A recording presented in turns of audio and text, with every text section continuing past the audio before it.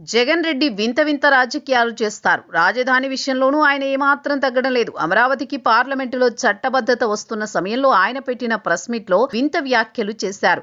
ఢిల్లీలో పెద్దల సభలో చేసే చట్టాలను గల్లీలో ఉండే అసెంబ్లీ మార్చేయొచ్చని వింత వాదన చూసి రాజకీయ విశ్లేషకులు ముక్కున వేలేసుకుంటున్నారు. పార్లమెంటు నిర్ణయాలనే సవాల్ చేసే ఈ స్థాయి మేధావితనం బహుశా జగన్ రెడ్డికే సాధ్యమని నెటిజన్లు సెటైర్లు వేస్తున్నారు. 3 రాజధానుల ముచ్చట తీరకపోయేసరికి జగన్ రెడ్డి ఇప్పుడు ఏకంగా దేశ అత్యున్నత చట్టసభ అయిన పార్లమెంటుతో యుద్ధానికి సిద్ధపడినట్లు తెలుస్తోంది.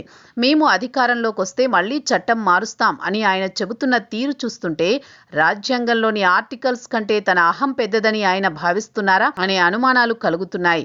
అసెంబ్లీలో చేసే తీర్మానం పార్లమెంటు చట్టాన్ని రద్దు చేస్తుందని ఆయన నమ్ముతున్నారో లేక కార్యకర్తలను నమ్మించడానికి ప్రయత్నిస్తున్నారో అర్థం కాక జనం తలలు పట్టుకుంటున్నారు.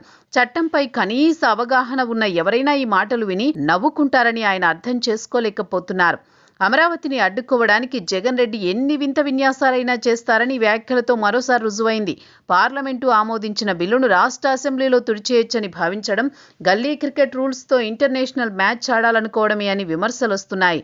రాష్ట్ర భవిష్యత్తు, రాజ్యాంగ పరిధిని పక్కన పెట్టి కేవలం తన పంతం నెగ్గించుకోవడానికి ఇలాంటి వింత వ్యాఖ్యలు చేయడం జగన్ రెడ్డికే చెల్లిందని రాజకీయ వర్గాలు ఎద్దేవా చేస్తున్నాయి.